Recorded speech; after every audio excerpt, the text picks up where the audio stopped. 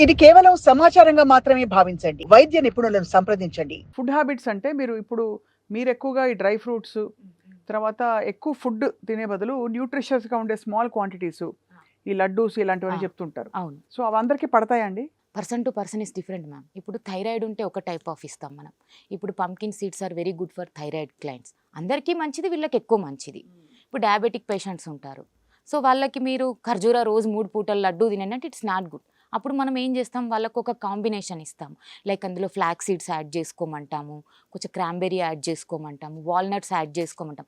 అంటే ఒక చేదుని ఒక తీపిని కలిపి ఆ స్వీట్ అనేది వాళ్ళకి ఎన్హాన్స్ చేస్తాం మనం. ఆ క్రేవింగ్స్ కూడా అది కొంచెం బ్యాలెన్స్ బ్యాలెన్స్ అయిపోతుంది. అయిపోతుంది. అవును. అవును. సో అలా మరి యోగా సెషన్ అవ్వంగానే ప్రాణాయామం కూడా అయ్యే యోగా మంచిగా ఉన్నప్పుడు వెంటనే ఎంత వ్యవధిలో నీళ్లు తాగాలి, లేదు ఫుడ్ తినాలి? ఫుడ్ అయితే నేను 45 మినిట్స్ గ్యాప్ ఇస్తాను మ్యామ్ ఖచ్చితంగా. ఎందుకంటే ఆఫ్టర్ కంప్లీటింగ్ ఆఫ్ యోగా నేను ఒక డిటాక్స్ డ్రింక్ తాగమంటాను. Like a vegetable juice, like బూడిద గుమ్మడికాయ జ్యూస్ కానీ, according to person is different. Coriander juice కానీ, కర్రీ లీఫ్ జ్యూస్ కానీ అలాంటివి తీసుకోమంటాము. లేదు కొంతమందికి ఏంటంటే ఇలా ఫినిష్ కాగానే అలా చాలా హంగ్రీ ఫీల్ అవుతారు. Let it go and eat banana with nuts, soaked nuts. Simple. Simple. కొంచెం పచ్చి కొబ్బరి తినడము, లేదు అంటే బాదం మిల్క్ షేక్ చేసుకోవడము. అకార్డింగ్ టు వాళ్ళ హైట్, వెయిట్, ఏజ్ చూసుకొని క్యాలరీస్ మీకు ఎంత సూట్ అయితే. సీజనల్ ఫ్రూట్స్ తీసుకుంటే చాలా మంచిది. కొంతమందికి ఫ్రూట్స్ సూట్ కానప్పుడు కొన్ని Right. హార్ట్ సూప్స్ కానీ, సలాడ్స్ కానీ అలా తీసుకుంటే బాగుంటుంది. చాలా కీలకమైన పార్ట్. యోగాసనాలు వేసేవాళ్ళు గర్భం దాల్చిన తర్వాత ఇది కంటిన్యూ చేయాలా వద్దా అని డౌట్ వస్తుంది. అందులో ఫస్ట్ ట్రైమెస్టర్లో అందరికీ ఒక భయం ఉంటుంది. అవును. ఎక్కడ ఏది కదిలినా ఒక గర్భసంచి జారిపోతుంది, ఈ ఆసనం వేస్తే బేబీ పైకి వచ్చేస్తుంది, రకరకాల అంటే మెంటల్ సైకలాజికల్ బ్లాక్స్ ఉంటాయి.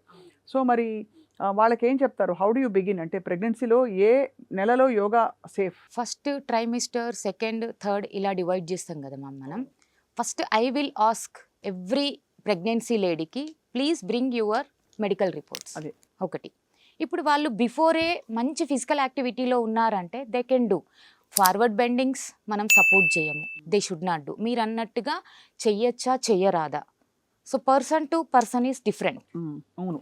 ఇప్పుడు అన్ని ఫిజికల్ యాక్టివిటీ చేసి వాళ్ళు కన్సీవ్ అయ్యారు అంటే దే విల్ డూ ఎవ్రీథింగ్, 100%గా చేయగలుగుతారు. అందులో కూడా కండిషన్స్ ఉంటాయి.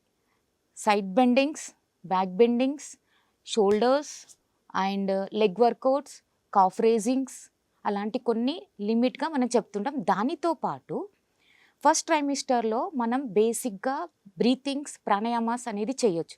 అది బెడ్లో కూర్చొని కూడా చేయొచ్చు కదా మనం, చైర్లో కూర్చొని కూడా చేయొచ్చు. బ్రీతింగ్స్ ఏంటి, మన బాడీ, మైండ్, సోల్ని కామ్ చేస్తాయి. ఈ టైంలో హార్మోనల్ చేంజెస్ చాలా ఉంటాయి. సో ఈ టెక్నిక్స్ వల్ల ఈ హార్మోనల్ చేంజెస్ని మనం ఓవర్కమ్ చేసి ఒక హ్యాపీ లైఫ్ లీడ్ చేయొచ్చు. Simple ma'am. ప్రెగ్నెన్సీ యోగా అంటే నేనేమంటానంటే తల్లి జన్మనిస్తుంది మ్యామ్ మనకి, ఆర్గాన్స్ని డెవలప్ చేసి. యోగా అనేది పునర్జన్మనిస్తుంది. అది బయటకు వచ్చాక మన ఆర్గాన్స్ని ఇంకా హెల్దీ చేసేది యోగా. అవును.